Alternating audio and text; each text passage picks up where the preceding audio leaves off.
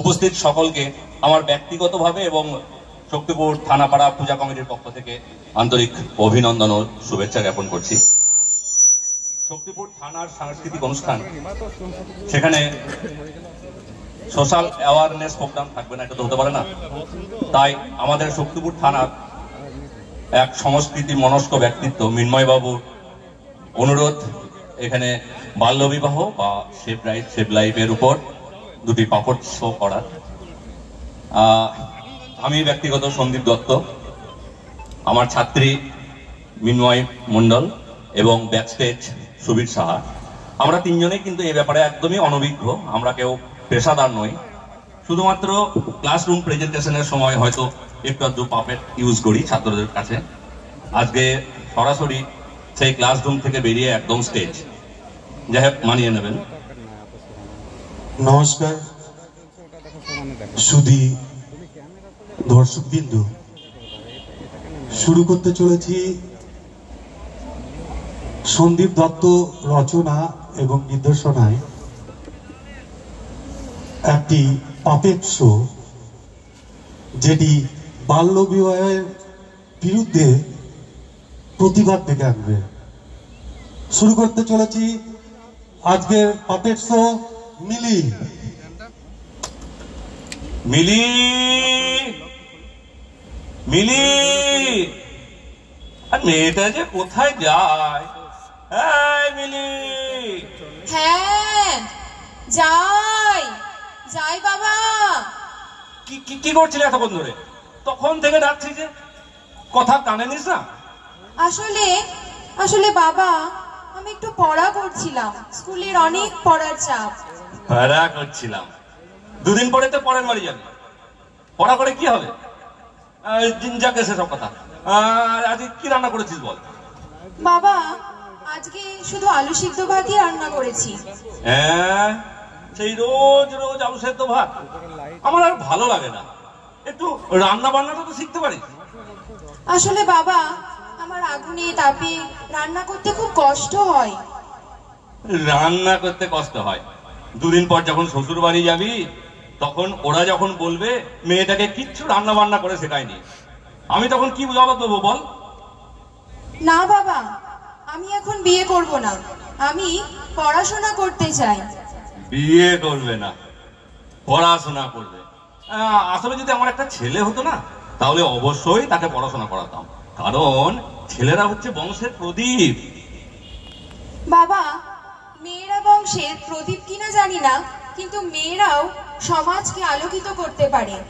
স্কুলে দিদিমণিদের থেকে জেনেছি, বাল্যকালে যদি বিয়ে হয়ে যেত, আমরা হয়তো পেতাম না আইপিএস কিরণ বেদীকে, এভারেস্ট জয়ী বাচেন্দ্রী পালকে, মহাকাশ জয়ী কল্পনা চাওলা বা সুনিতা উইলিয়ামকে, অথবা ক্রিকেটের মাঠে খেলতে দেখতাম না বিশ্বজয়ী ভারত কন্যা মিতালি রাজ অথবা ঝুলন গোস্বামীকে, ক্রীড়াবিদ পিভি সিন্ধুকেও স্বর্ণপদক নিতে দেখতাম না। নবজাগরণের যুগে পথপ্রদর্শক হিসেবে পেতাম না বাংলার প্রথম মহিলা চিকিৎসক কাদম্বিনী গাঙ্গুলি অথবা স্বাধীনতা সংগ্রামী প্রীতিলতাকে। সম্প্রতি বায়ুসেনাধিনায়ক ভূমিকা সিং ও সোফিয়া কুরেশি অথবা আমাদের দেশের সর্বোচ্চ প্রশাসনিক পদে অধিষ্ঠিত মাননীয়া দ্রৌপদী মুর্মু মহাশয়কেও হয়তো আমরা পেতাম না। ও তাই? এত কিছু চলছে না।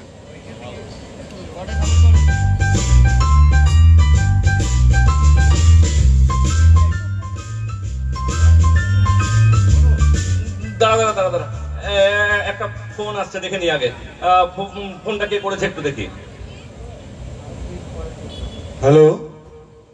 হ্যাঁ, কে বলছেন? কিরে, মহেশ বলছিস নাকি? ও হ্যাঁ মালিক, আমি মহেশ বলছি মালিক। আরে মালিককে তো ভুলেই গেলি। আজ থেকে 2 বছর আগে যে আমার থেকে 10,000 টাকা নিয়ে গেলি, সেটা কি মনে আছে? হ্যাঁ মালিক, আমার খুব মনে আছে। আর দেখবেন মালিক, আমি ঠিক আপনার টাকা আমি শোধ করে দেবো মালিক।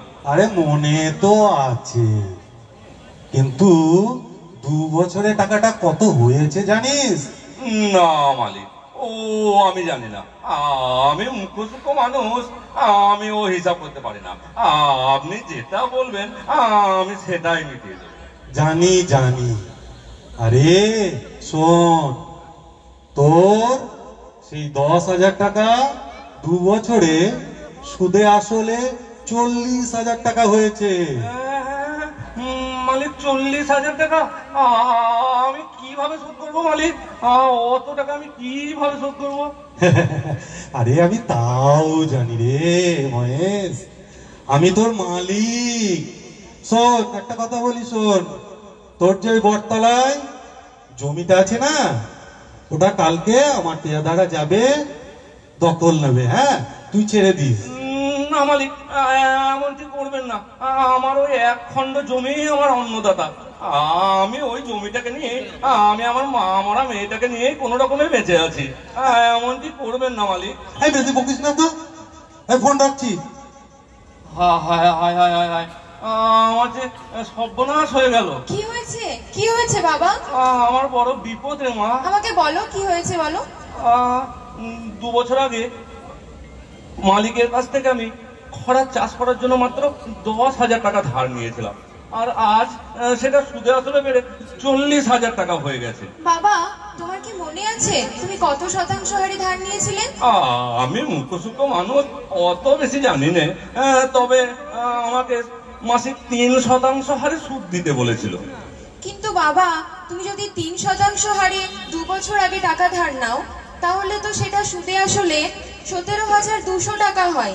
এত বেশি টাকা তো হয় না। তাহলে মালিক আমাকে যে 40,000 টাকা বললো, মালিক আমাকে এইভাবে ঠকিয়েছে। আমি লেখাপড়া জানি না বলে মালিক আমার সঙ্গে এইভাবে বারবার টাকা বেশি নিয়ে চলেছে। এখন আমি তাহলে কি করি বলতো? বাবা, তুমি চিন্তা করো না, আমাদের জমি কেউ দখল নিতে পারবে না। দরকার হলে আমরা প্রশাসনের সাহায্য নেব। আচ্ছা আচ্ছা, তুই মা এত কিছু জানলি কি করে বল দেখি? আসলে বাবা, আমি তো রোজ স্কুলে যাই এবং সেখান থেকেই এত কিছু জানতে পেরেছি। স্কুলে দিদিমণি বলেছেন আমরা যত বেশি পড়বো তত আরো অনেক কিছু জানতে পারবো। ও, তাহলে স্কুলে গেলে এত কিছু জানা যায়? তুই তুই তুই পড়বি মা, তুই অবশ্যই স্কুলে গিয়ে পড়াশোনা করবি। আমি বাবা হয়ে বলছি, আমি তোকে পড়াবো। ওই দেখ না, ওই দেখ তোর স্কুলে ঘন্টা পড়ে গেছে। যা মা যা, তুই তুই স্কুলে পড়, আমি তোকে মানুষের মতন মানুষ করে তুলবো মা। হ্যাঁ বাবা, আমি আসছি।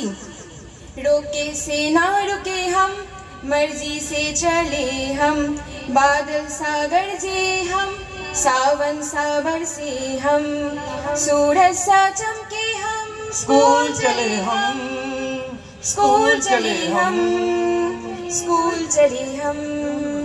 এইভাবেই কেটে গেল কয়েকটি বছর। মিলির বাবা অক্লান্ত পরিশ্রম করে তার মালিকের পাওনা টাকা মিটিয়ে দিয়েছে এবং মিলিকে উচ্চশিক্ষায় শিক্ষিত করেছে। মিলি তার পরিশ্রমের দ্বারা ভারতবর্ষের সবথেকে কঠিন পরীক্ষা ইউপিএসসি পরীক্ষার প্রস্তুতি নিয়েছে এবং পরীক্ষা দিয়েছে। আজকে তার রেজাল্ট। বাবা বাবা বাবা, আমি পেরেছি। হ্যাঁ মিলি, কি হয়েছে বল? বাবা বাবা, আমি আইএএস পরীক্ষা দিয়ে আজকে জেলাধিকারী হতে পেরেছি। হ্যাঁ, তুই পেরেছিস? আজ তো আমার খুব আনন্দের দিন রে মা, আজ আমার খুব আনন্দের দিন, আমার খুব গর্ব হচ্ছে রে মা। হ্যাঁ বাবা, তুমি যেভাবে বাল্য বিবাহের বিরুদ্ধে লড়াই করে আমাকে পড়িয়েছো, ঠিক সেভাবেই আমিও বাল্য বিবাহের বিরুদ্ধে লড়াই করব এবং মেয়েদের শিক্ষার অধিকারকে সুরক্ষিত করব। আজ আমি সমাজের সামনে চিৎকার করে দাঁড়িয়ে বলবো, মেয়েও হবে কন্যা রত্ন, পেলে শিক্ষা নিলে যত্ন। মেয়েও হবে কন্যা রত্ন, পেলে শিক্ষা নিলে যত্ন। মেয়েও হবে কন্যা রত্ন, পেলে শিক্ষা নিলে যত্ন। ধন্যবাদ।